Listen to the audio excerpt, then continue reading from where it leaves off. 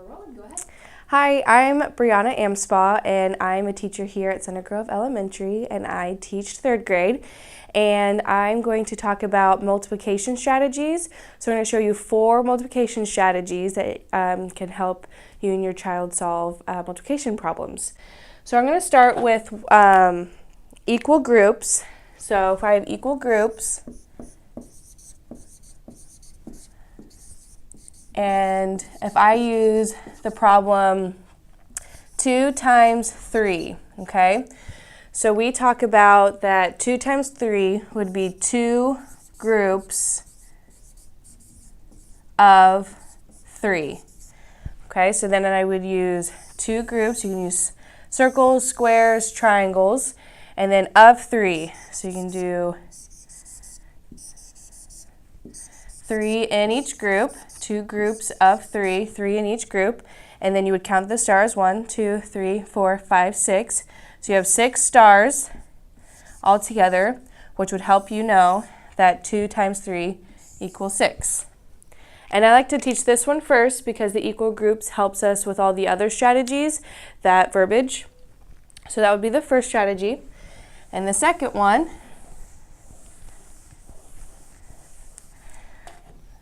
another strategy are arrays. So I will continue to use 2 times 3. Okay, so still thinking of 2 groups of 3. But with arrays, we have rows. So you could say 2 rows of 3. Okay, so I have 2 rows. So I like to have them start with their starting rows, a starting one for each row. So if I cover this up and I have my first row and I have of 3. So I'm going to have my first row would have 3, and my second row would have 3. And it's very important that I have rows that are nice in line, and I have columns that are nice and in line so that I can easily count. So then I would count 1, 2, 3, 4, 5, 6. So altogether here I have 6 to help us know that 2 times 3 also equals 6. And the next one we have are our repeated addition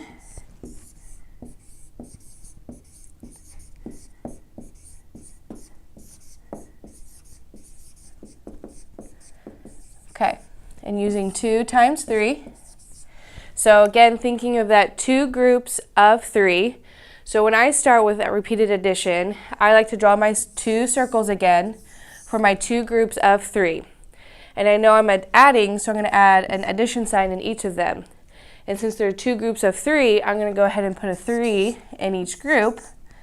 And I can go ahead and write 3 plus 3 equals 6, which would help me know that 2 times 3 equals 6. And then once they get more, once they do, they're better at this, they can go ahead, they don't always have to draw the circles. They can go ahead and just know 3 plus 3 equals 6, and that would get the same answer. So there's our repeated addition. And then our final strategy that we're going to talk about are number lines.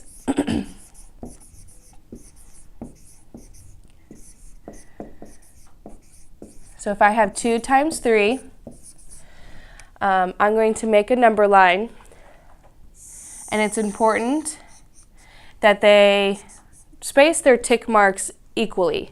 So I'm going to start with 0 always, and I'm going to go ahead, you can make your line up to 10, 20, and I'm going to go ahead and do to about 10.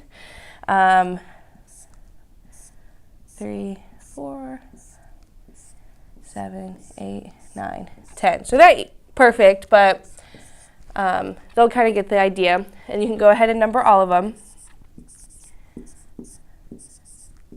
7, 8, 9. And still thinking about that equal groups. So we said 2 groups of 3. But for the number line, we're going to think of 2 jumps of 3. So I'm going to start here. I'm going to have 2 jumps, and they're going to be of 3. So I'm going to go 1, 2, 3. I'm going to stop here. 1 group, and then 1, 2, 3, And I like to do a little arrow there so they know when to stop. And they stop here. And what number did you stop at? 6. So we have 2 jumps. So 1 jump, 2 jumps of 3. 1, 2, 3. And then 1, 2, 3. And our final one stopped at 6. So we know that 2 jumps of 3 gives us 6, which helps us know that 2 times 3 equals 6. And I have a poster here that has all of those strategies, not necessarily in the same order that we talked about, but it also uses 3 times 4 to help you that you can use this anytime for any multiplication problem, and any strategy that works for your child or works for you works for us. So that is all the strategies I have today.